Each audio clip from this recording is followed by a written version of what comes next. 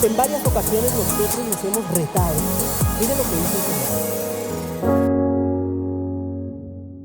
El día de hoy, el día en que celebramos la resurrección de nuestro Señor Jesucristo, que significa nuestra esperanza de vida, nuestra esperanza de salvación. Es una realidad que el Señor resucitó, es una realidad que el Señor venció la muerte. Yo me atrevo a pensar que todos los que estamos aquí hemos escuchado sobre la vida y obra del Señor Jesús. Aunque usted no crea, ya en nuestro tiempo hay personas que nunca han oído el nombre de Jesús. Personas, quizás niños en algunos lugares, que ya el nombre de Jesús no se escucha tanto como antes.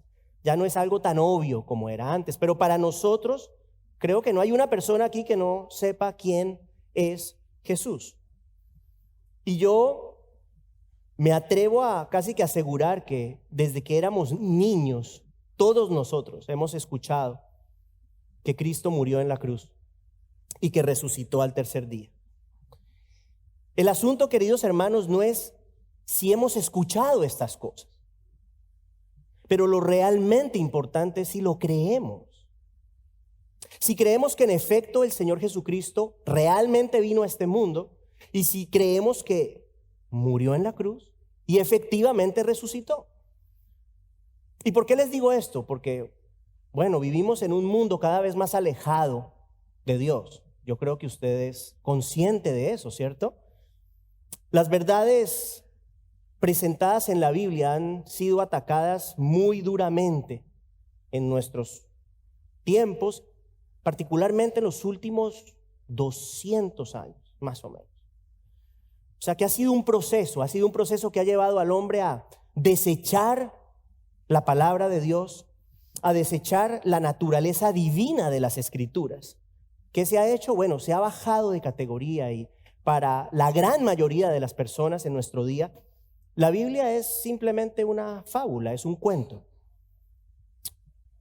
Además, se desprecia en nuestro día, creo yo, de una manera cada vez mayor a las personas que creemos en la Biblia. Bueno, ya les he dicho otras veces, somos tontos realmente. O sea, es tonta la persona que en el siglo XXI cree que Dios se hizo hombre y vino al mundo y vivió una vida perfecta y murió y resucitó al tercer día para salvarnos de nuestros pecados. Eso es una bobería para la gran mayoría de las personas. El siglo XVIII es más conocido como el siglo de las luces. Y es una época en la cual se dio gran preeminencia, gran importancia a la razón humana. La razón y los sentidos se convirtieron en el mecanismo principal del hombre para buscar comprender el mundo a su alrededor. Y como consecuencia de ello, todo lo que no se ajustaba a lo que la razón podía explicar, pues simplemente era desechado. Lo que no se podía entender con la cabeza era desechado. Y obviamente, bueno, la credibilidad histórica de este libro comenzó a ser negada. Las Escrituras empezaron a ser percibidas como algo ajeno a la realidad. ¿Por qué? Por su contenido sobrenatural. La Biblia es un libro sobrenatural porque es un libro escrito por Dios, que narra las cosas que solo Dios hace, nadie más.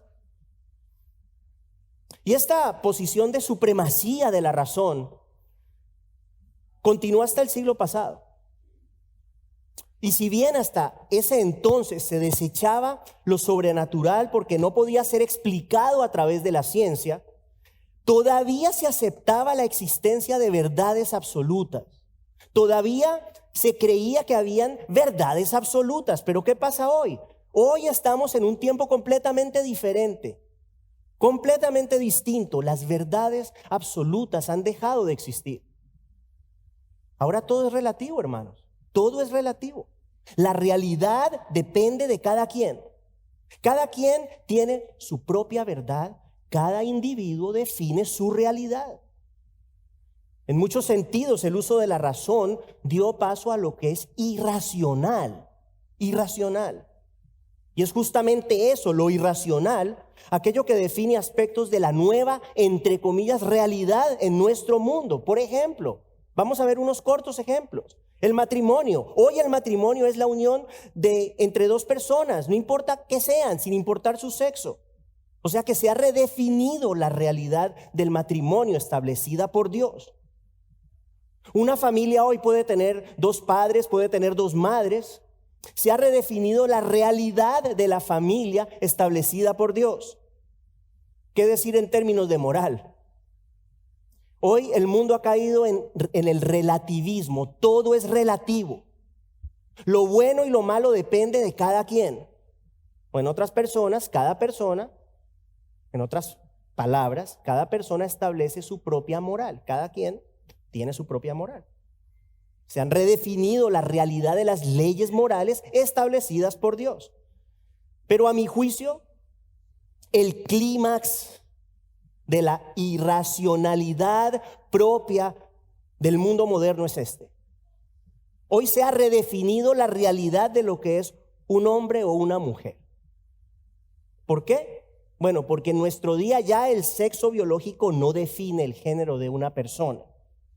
Cada quien escoge lo que quiere ser, hombre, mujer, o ser parte de uno o de varios géneros que solo existen en la mente depravada del hombre pecador. Ya no hay verdades absolutas. Y entonces les digo todo esto porque si el mundo no acepta una de las verdades más obvias, o sea, ¿qué puede ser más obvio que un hombre y una mujer? Si el mundo no acepta una de las verdades absolutas más claras que puede haber en las Escrituras, que es, ¿cuál verdad? Bueno, Génesis 1:27, ¿qué dice la Biblia? Y Dios creó al hombre a su imagen, hombre y mujer los creó. Si el mundo no acepta esta verdad tan simple y tan clara y tan obvia, mucho menos va a aceptar el resto de la Biblia, que contiene la verdad absoluta de Dios con respecto a muchos temas. Por ejemplo, los orígenes del hombre y el universo, la condición natural de pecado del ser humano, la exclusividad de Cristo como el único camino a la salvación, la vida eterna para quienes creen en el Hijo de Dios y la muerte eterna para quienes lo desechan. En el mundo de hoy, hermanos, no hay lugar para lo que Dios ha establecido, no hay lugar para la verdad.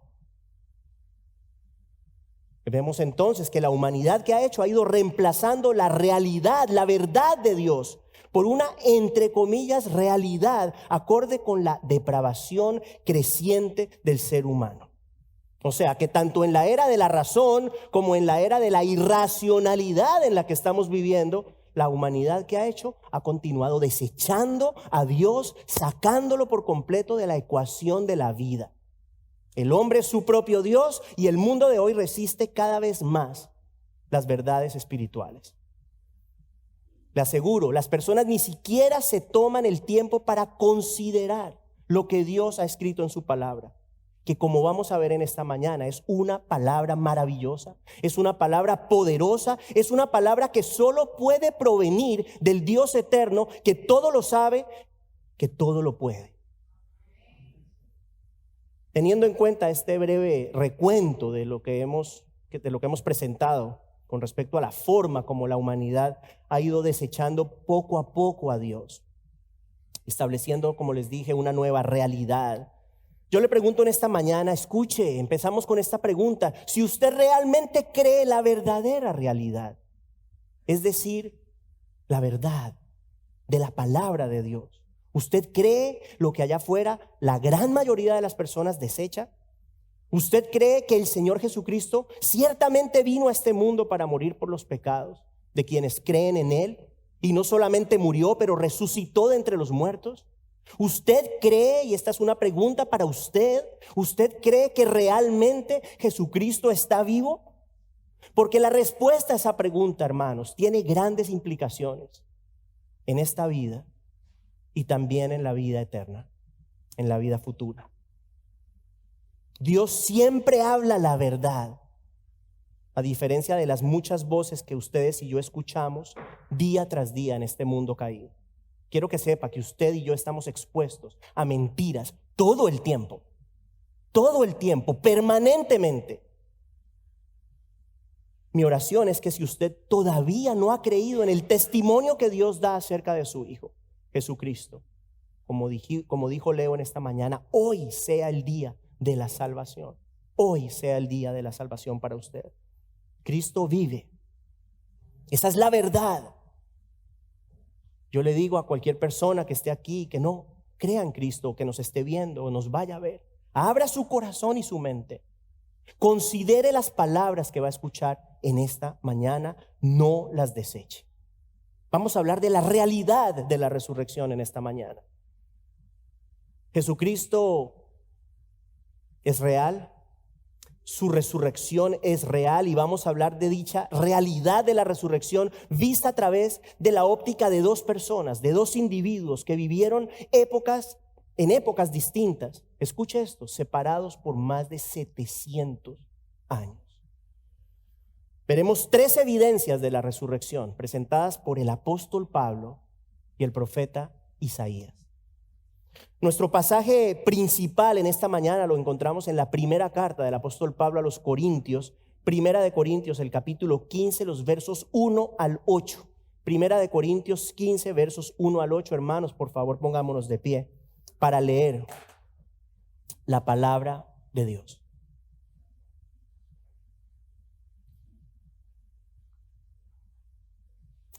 Dice el Señor: ahora les hago saber, hermanos, el evangelio que les prediqué, el cual también ustedes recibieron, en el cual también están firmes, por el cual también son salvos, si retienen la palabra que les prediqué, a no ser que hayan creído en vano. Porque yo les entregué en primer lugar lo mismo que recibí, que Cristo murió por nuestros pecados conforme a las Escrituras, que fue sepultado y que resucitó al tercer día conforme a las Escrituras, que se apareció a Cefas y después a los 12. Luego se apareció a más de 500 hermanos a la vez, la mayoría de los cuales viven aún, pero algunos ya duermen. Después se apareció a Jacobo, luego a todos los apóstoles, y al último de todos, como a uno nacido fuera de tiempo, se me apareció también a mí. Hermanos, vamos a tomar asiento, por favor. El apóstol Pablo escribe estas palabras a la iglesia de la ciudad de Corinto, iglesia que él mismo había fundado. Pablo había estado durante 1 año y medio en Corinto, enseñando el evangelio en esta ciudad, y se dirigía ahora a esta iglesia a través de esta carta, en respuesta a, en parte, la inmoralidad de algunas personas que no se habían desprendido de sus costumbres paganas. Era una ciudad muy inmoral, Corinto. Y obviamente, como en toda iglesia, en la iglesia de Corinto había creyentes que no eran de verdad y vivían una vida contraria a lo que profesaban. Pablo escribe para dejarle saber a la iglesia y para corregir esos problemas en la iglesia. Dejarle saber a la iglesia que había personas así dentro de ella. Entonces, en los 2 primeros versos de nuestro pasaje, el apóstol les recuerda a ellos que les había predicado el evangelio. Les dice: yo estuve con ustedes, yo les prediqué el evangelio. Dice Pablo que muchos habían recibido el evangelio de Cristo en sus corazones. Dice que ellos estaban firmes en él. Luego dice que habían creído para salvación, habían sido transformados por el poder de Dios y ahora vivían una vida nueva.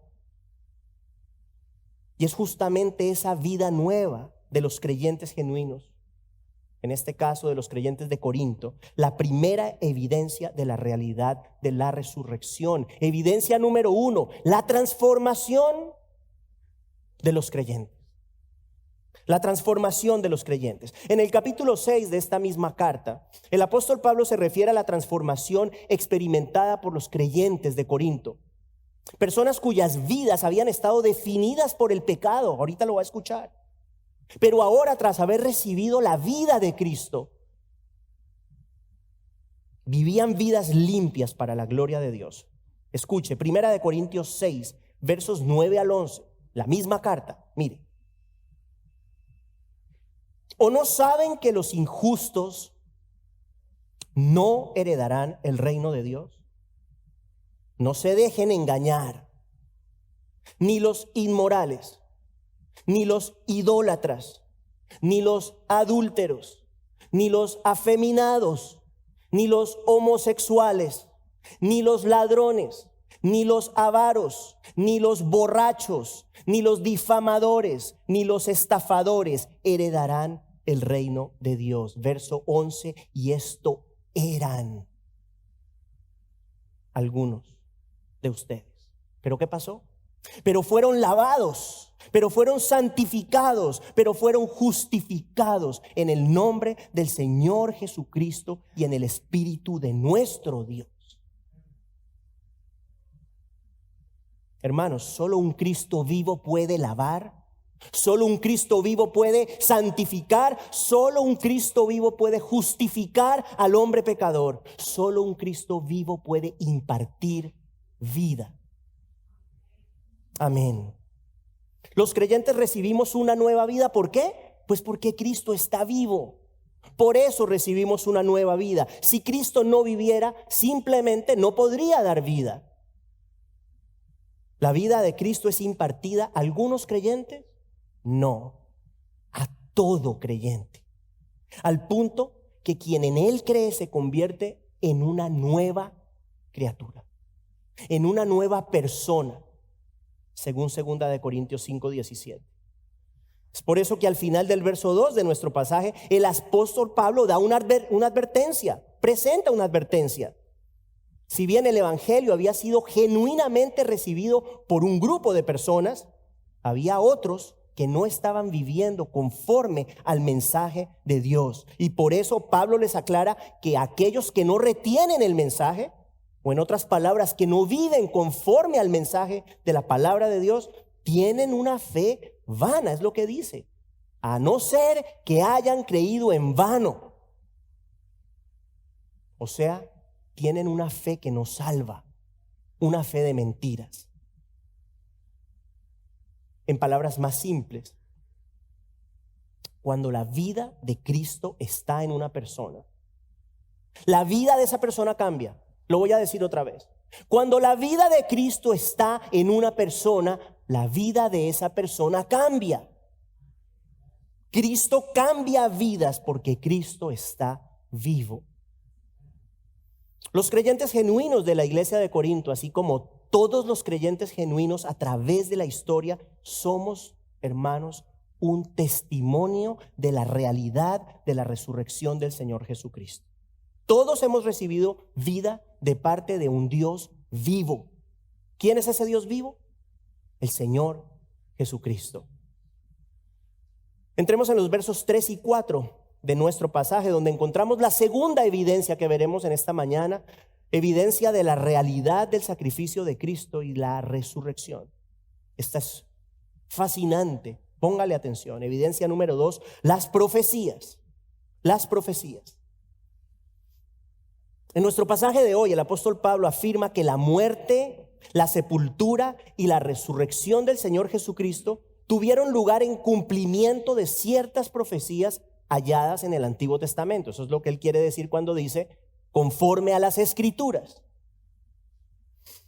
Vamos a leer los versos 3 y 4. Porque yo les entregué en primer lugar lo mismo que recibí, que Cristo murió por nuestros pecados conforme a las Escrituras, que fue sepultado y que resucitó al tercer día conforme a las Escrituras. La realidad de la pasión, muerte y resurrección del Señor Jesucristo está sustentada por diversas profecías en el Antiguo Testamento. No vamos a verlas todas, solamente vamos a considerar algunas de Isaías, pero hay más, que es la más impresionante de todas. Yo no sé si usted ha leído la profecía de Isaías y particularmente el final del capítulo 52 y el capítulo 53 completo. Repito, escrita 700 años antes de que Jesús viniera al mundo. Es tan precisa esta profecía, tan impresionante esta profecía, que algunos estudiosos la llaman o la califican como el quinto evangelio. El quinto evangelio. Por la forma como Isaías presenta el sufrimiento, la muerte y la resurrección del Señor.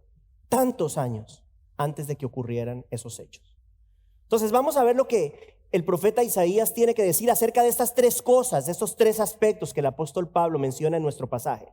Primero dice Pablo que Cristo murió por nuestros pecados, luego dice que Cristo fue sepultado y que resucitó al tercer día. Esas tres cosas. Entonces hablemos primero de la muerte del Señor Jesucristo por los pecados de los hombres, porque no solamente fue una muerte, o sea, no simplemente fue que Cristo murió, sino murió por nuestros pecados. Entonces vamos a ver los detalles que Isaías presenta 700 años antes de que el Señor Jesús viniera al mundo. Escuche, verso 14 de Isaías 52.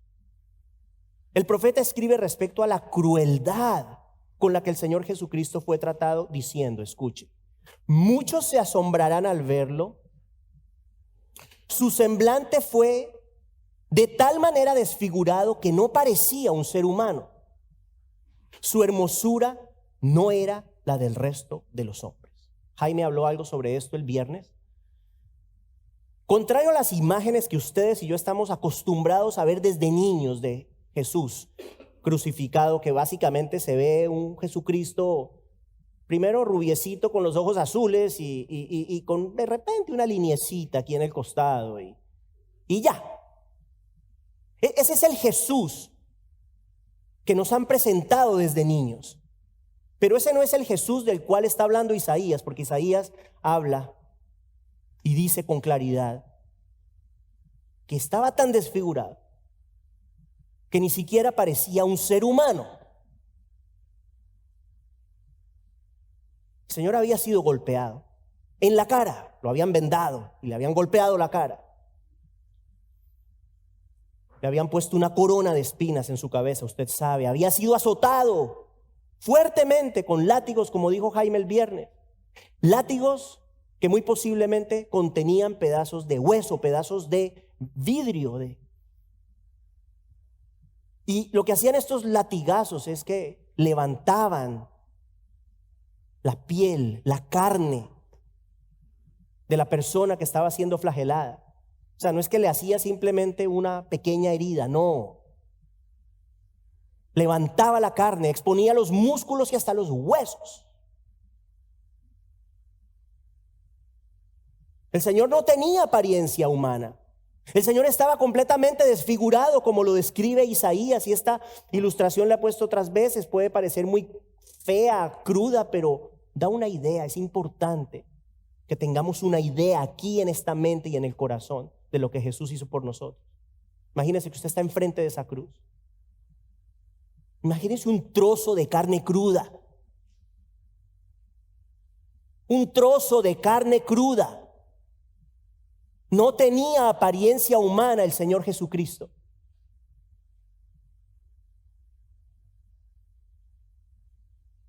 Luego en el capítulo 53, los versos 5 y 6, el profeta presenta la razón del sacrificio de Cristo. Nuevamente le recuerdo, 700 años antes.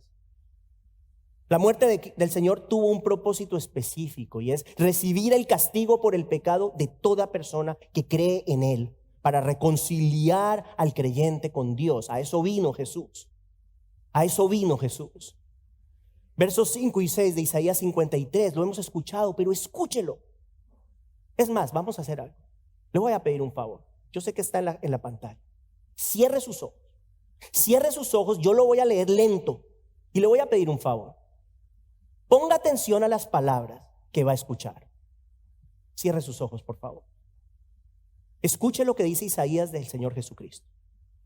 Pero Él fue herido por nuestras transgresiones, molido por nuestras iniquidades. El castigo por nuestra paz cayó sobre Él, y por sus heridas hemos sido sanados. Todos nosotros nos descarriamos como ovejas. Nos apartamos cada cual por su camino, escuche, pero el Señor hizo que cayera sobre él la iniquidad de todos nosotros. Con sus ojos cerrados continúe. Luego en el verso 11 Isaías escribe: por su conocimiento, el justo, mi siervo, justificará a muchos y cargará las iniquidades de ellos. Jesús vino a morir por usted, si usted cree en él. A eso vino el Señor. Abra sus ojitos, hermano. Quien conoce a Jesús, quien cree en él, es declarado libre de culpa delante de Dios. El Señor Jesucristo cargó con el pecado, con todo el pecado de las personas que ponen su fe en él. Eso es lo que dice Isaías. Y es lo mismo que dice el Nuevo Testamento acerca del sacrificio sustitutivo de Cristo. Él vino a sustituirnos. En lugar de ir nosotros, en lugar de sufrir nosotros, en lugar de recibir el pago del pecado nosotros, Jesucristo vino en nuestro lugar. Final del verso 12 de Isaías 53. Leemos que el siervo de Dios, es decir, Jesús, llevó el pecado de muchos e intercedió por los transgresores. Entonces yo le hago esta pregunta a usted. Le hago esta pregunta a cualquier persona que de repente esté viendo en esta mañana a través del internet, o a alguna persona que esté aquí, que usted de repente fue invitado y usted no cree en Jesús. Es posible que aquí haya gente que no crea en Jesús. Yo le hago a usted esta pregunta: ¿cómo explica usted que una persona pudiese escribir estas cosas 700 años antes de que ocurrieran? ¿Cómo? ¿Cómo? ¿Cuál es la explicación? La explicación es que la Biblia es la palabra de Dios. Isaías, al igual que los otros profetas y los autores bíblicos, registraron las palabras de Dios inspiradas a través del Espíritu Santo. Por eso es que leemos esto y decimos: solo Dios. Solo Dios. Ahora, no solo Isaías habló del sacrificio del Señor Jesús, pero también habló de su sepultura y de su resurrección. En el verso 4 de nuestro pasaje de hoy, ¿qué dice Pablo? Pablo afirma que el Señor Jesucristo fue sepultado, ¿cierto? Y resucitó al tercer día conforme a las Escrituras. Entonces, volvamos a Isaías. ¿Qué dijo Isaías acerca de la sepultura y de la resurrección del Señor Jesús? Esto es impresionante. Escuche. Isaías 53:9. Se dispuso con los impíos su sepultura, pero con el rico fue en su muerte, aunque no había hecho violencia ni había engaño en su boca. A ver, si usted conoce algo del Señor Jesús, usted sabe que hubo dos hombres que fueron crucificados junto con él. Y no es que fueran muy buenos, eran dos ladrones. Los líderes judíos hubiesen querido que el cuerpo del Señor Jesús fuese sepultado junto con los ladrones. Ellos no querían un sepulcro digno para aquel a quien odiaban tanto. Pero Dios había determinado algo completamente diferente y lo había anunciado a través del profeta Isaías 700 años antes. Lo repito, se dispuso con los impíos su sepultura, pero con el rico fue en su muerte. Usted conoce probablemente la historia. Cuando Jesús murió, un hombre llamado José, de una ciudad llamada Arimatea, por eso se le llama José de Arimatea, era un hombre rico. Fue a donde Poncio Pilato a pedirle el cuerpo de Jesús. Pilato accedió y José lo puso, Mateo 27:60, en un sepulcro nuevo que había sido cavado en una peña. Los judíos habían dispuesto que Jesús fuese sepultado con los impíos, pero Dios había dispuesto de antemano que su hijo fuera sepultado en una tumba digna, provista por un hombre rico, como en efecto sucedió. ¿Por qué? ¿Cómo Isaías iba a conocer este detalle. Y con respecto a la resurrección, Isaías 53:10. Cuando Él se entregue, hablando de Cristo, cuando Él se entregue a sí mismo como ofrenda de expiación, escuche, esto parece Nuevo Testamento, verá a su descendencia, prolongará sus días y la voluntad del Señor en su mano prosperará. Tras haberse entregado como ofrenda por el pecado, el Señor Jesús resucitó cumpliendo esta profecía que acabamos de leer. La muerte no tuvo poder sobre él. Isaías dice: el Señor verá su descendencia. ¿Qué es la descendencia del Señor? El fruto de su sacrificio. ¿Cuál es el fruto de su sacrificio? Usted y yo, los creyentes, somos el fruto del sacrificio de Cristo. Y Cristo, nosotros lo veremos, pero Cristo también nos verá cara a cara. Él verá su descendencia. ¿Por qué verá su descendencia? Pues porque está vivo, porque resucitó. Por eso verá su descendencia. Y luego dice Isaías que los días de Cristo serán prolongados para siempre. Su gloria estará presente por toda la eternidad. Ya de esto hemos hablado un poco. Jesucristo es eterno y va a reinar eternamente. Primeramente reinará 1000 años en este planeta y posteriormente veremos al Cordero de Dios en la eternidad. Sus días serán prolongados, como dice Isaías. Y el Señor Jesús continúa obrando hoy, reconciliando a las personas con Dios y ofreciéndoles vida eterna. La pregunta es: ¿cómo puede Jesús hacer eso? ¿Cómo puede Jesús ofrecer vida eterna hoy, 2000 años después? Respuesta: porque está vivo, porque resucitó. Por eso puede. La voluntad de Dios se sigue cumpliendo, en palabras de Isaías, a través de la persona de Cristo, porque el Señor está vivo. Escuche este testimonio de Isaías. Isaías, un hombre que no conoció a Jesucristo, un hombre que no presenció ninguno de estos acontecimientos sobre los cuales escribió, un hombre que vivió 700 años antes de que el Señor Jesús viniera al mundo. Este testimonio de Isaías es un testimonio poderoso que valida la naturaleza divina de las Escrituras y la realidad de la vida, muerte y resurrección del Señor Jesucristo. Solo Dios podía conocer de antemano y con tanto detalle todas estas cosas que hemos visto en esta profecía. El apóstol Pablo lo reconoce en nuestro pasaje de hoy, argumentando nuevamente que la muerte, sepultura y resurrección del Señor, dice, tuvieron lugar conforme a las Escrituras, es decir, conforme a lo que el Señor había revelado años atrás, cientos de años atrás, a individuos como el profeta Isaías. Les repito, no son las únicas profecías, hay muchísimas, pero no nos podemos quedar aquí 3 días. Ahora, Pablo no solamente presenta la transformación de los creyentes, no solamente presenta el testimonio del Antiguo Testamento como evidencia de la resurrección del Señor, pero en los siguientes 4 versos, el apóstol Pablo considera otra evidencia más, muy importante: el testimonio de las personas que vieron a Jesús después de haber resucitado. Evidencia número 3, los testigos oculares. Los testigos oculares. Leemos en los versos 5 al 8 de nuestro texto. Se apareció a Cefas y después a los 12. Luego se apareció a más de 500 hermanos a la vez, la mayoría de los cuales viven aún, pero a algunos ya duermen.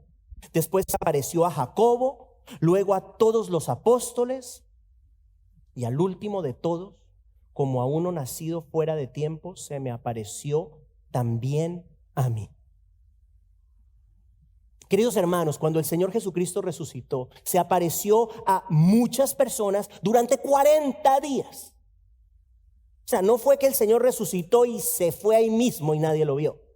40 días estuvo. Y en una de esas ocasiones se presentó a más de 500 personas. O sea, no hay un testigo ocular, no hay 2, no hay 3, no hay 5, no hay 10, no hay 20, hay más. En una sola ocasión, más de 500 personas, hermanos. Dice que también lo vio Cefas. ¿Quién es Cefas? Pedro, el apóstol Pedro. Dice que lo vieron los 11 apóstoles, a quienes la Biblia se refiere como los 12, aun cuando ya Judas no era parte de ellos. Con respecto a la aparición del Señor Jesucristo, o acerca de las apariciones del Señor Jesucristo a sus apóstoles, mire lo que dice Lucas en Hechos 1:3. A estos, hablando de sus apóstoles, a estos también, después de su padecimiento, se presentó vivo, escuche esto, con muchas pruebas convincentes, apareciéndoseles durante 40 días y hablándoles de lo relacionado con el reino de Dios. Pablo continúa diciendo que el Señor se le apareció a Jacobo. Hay varias posibilidades con respecto a Jacobo, pueden ser 2 de sus discípulos, pero se piensa que más posiblemente era el hermano del Señor, el hermano medio del Señor Jesús, que no había creído en él, y probablemente se piensa que obviamente al ver al Cristo resucitado creyó en él, porque Jacobo, el hermano de Jesús, se convertiría en el líder de la iglesia en Jerusalén.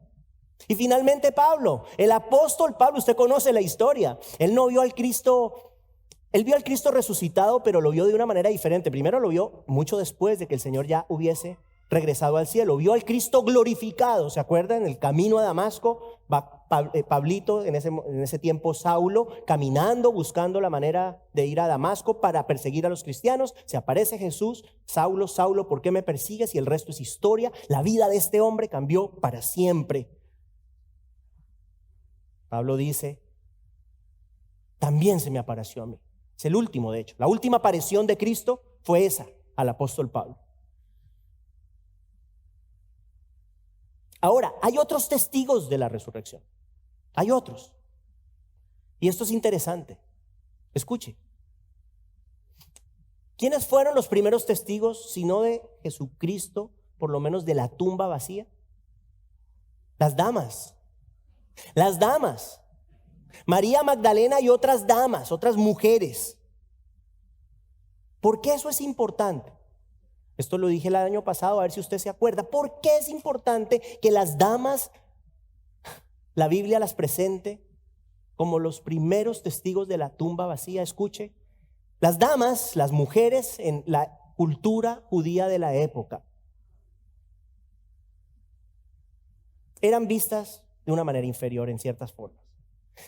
El testimonio de una mujer no tenía mayor validez. Leía yo que si una mujer presenciaba un crimen, el testimonio de ella no era suficiente para incriminar al agresor. Yo no sé si usted se acuerda, pero cuando ellas salen corriendo a buscar a los discípulos, no les creyeron. No les creyeron. Ustedes, eso es una locura, les dijeron. ¿Por qué es importante esto? Hermanos queridos, si alguien hubiese querido inventarse esto, si alguien se hubiese querido inventar la historia de la resurrección, lo último que hubiese hecho es elegir mujeres para que ellas fueran los primeros testigos de este acontecimiento. No tiene sentido. No tiene sentido. El hecho de que las damas hayan sido los primeros testigos de la tumba vacía es otra evidencia, un argumento muy fuerte con respecto a la realidad de la resurrección. Y uno que no está aquí, pero lo quiero decir, que es importante. ¿Se acuerda cuando la tumba estaba vacía? Los soldados se dieron cuenta, imagínense, habían dejado a estos hombres cuidando y de repente ya no hay nada allí. ¿Qué hacen? ¿Qué es lo que se hace para encubrir la situación? Bueno, ofrecen dinero para que no digan nada. ¿Qué quiero decir con esto? Que los mismos romanos y los mismos judíos testificaron, dieron fe de que esa tumba estaba vacía. Entonces, volvamos al tema de 500 personas a la vez. Yo le hago esta pregunta, hermano. Yo le hago esta pregunta a cualquier persona que esté aquí. Escúcheme. ¿Cuándo usted ha visto que se necesitan 500 testigos oculares para validar la realidad de un acontecimiento? O sea, ¿usted se imagina que uno dijera que para uno poder creer algo necesita 500 personas que vieron eso? No podríamos creer nada. ¿Usted se imagina un abogado? ¿Usted se imagina un abogado que para probar un caso necesitara 500 testigos oculares? No habría abogados. No, nadie se mete en esa profesión. Bueno, la resurrección de Cristo tiene más de ese número de testigos. Pero aún así, ¿cuál es la verdad, la realidad? Las personas se resisten a creer. No quieren creer. Entonces, ¿qué hemos visto en esta mañana? Estamos terminando. Hemos visto algunas evidencias de la realidad del Señor, de la resurrección del Señor Jesucristo. Uno, vimos la transformación de los creyentes de Corinto y por extensión la de todos nosotros. Vimos el impresionante testimonio de Isaías con respecto al sacrificio y a la resurrección del Señor Jesús. Y finalmente, el gran número de personas que vieron al Cristo resucitado, no durante 1, ni 2, ni 3 días, pero durante 40 días. El Señor Jesucristo está vivo, aun cuando el mundo no quiere reconocerlo. ¿Por qué el mundo no quiere reconocer que el Señor Jesucristo está vivo? Mire, no es porque la evidencia no sea suficiente. No es porque la evidencia no sea suficiente. El mundo no reconoce a Cristo porque los hombres prefieren vivir en las tinieblas que en la luz. Por eso, esa es la razón. El mundo no reconoce a Cristo porque los hombres aman su pecado. Por eso.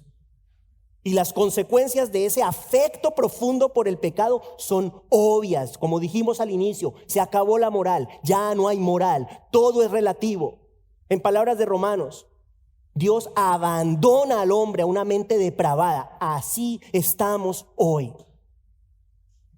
Ya, como dijimos, hasta ser hombre y ser mujer es relativo. Esta humanidad está cada vez más pervertida, hermanos. Cada vez más pervertida. No crea usted las mentiras de este mundo. El padre de la mentira es Satanás, a quien la Biblia llama el Dios con D pequeña, el Dios de este mundo. Créale a Cristo, créale a Dios, crea el testimonio que Dios ha dado acerca de su Hijo. Este es el testimonio, dice el apóstol Juan, que Dios nos ha dado vida eterna y esta vida está en su Hijo. Luego dice, el que tiene al Hijo tiene la vida, pero el que no tiene al Hijo de Dios no tiene la vida. Jesucristo es la vida. Yo soy el camino, la verdad y la vida.